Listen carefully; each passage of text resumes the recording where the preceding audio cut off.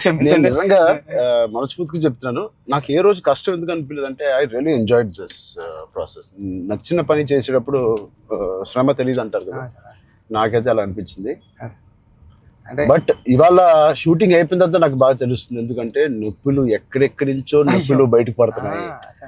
ఇది మా పాపను కూడా ఎత్తుకోవడానికి ఈ చెయ్య కొంచెం నొప్పేస్తుంది. రేపు ఎల్లుండో వెళ్ళి చిన్న ఎక్స్రే తీయాలి.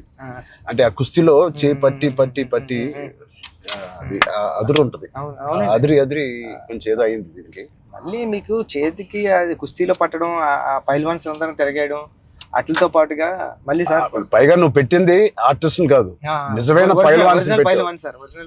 వాళ్ళని బతిమాలి బాబు నువ్వు యాక్టింగ్ చేయరా బాబు అని చెప్పడానికి వాళ్ళకి టర్న్ అవడం గట్రా రావట్లేదు సార్. సినిమా యాక్షన్ చెప్తే వాళ్ళు నిజంగా కుస్తీ నిజంగా పైల్వాన్ పట్టుకుంటున్నారు. పాపం సారీ సార్ అంటున్నారు. మళ్ళీ పాపం స్పోర్ట్స్ మ్యాన్ ఇన్స్టింక్ట్ ఉంటుంది కదా, స్పోర్ట్స్ మ్యాన్ స్పిరిట్, అది ఎంత మనం యాక్టింగ్ చేయరా అన్నా కూడా రాదు వాళ్ళకి.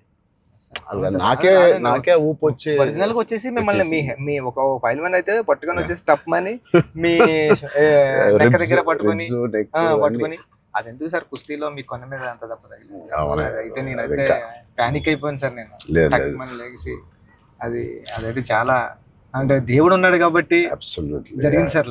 కన్ను మీద అంటే నాకు చిరంజీవి సార్ ఏం చేస్తారని భయం వేస్తుంది. సెకండ్ హాఫ్ మనం సినిమా రన్ త్రూ లో కదా తీసాం. సినిమా రన్ త్రూ లోనే మన షూటింగ్ కూడా సీనిక్ ఆర్డర్ లోనే తీసాం మన సినిమా.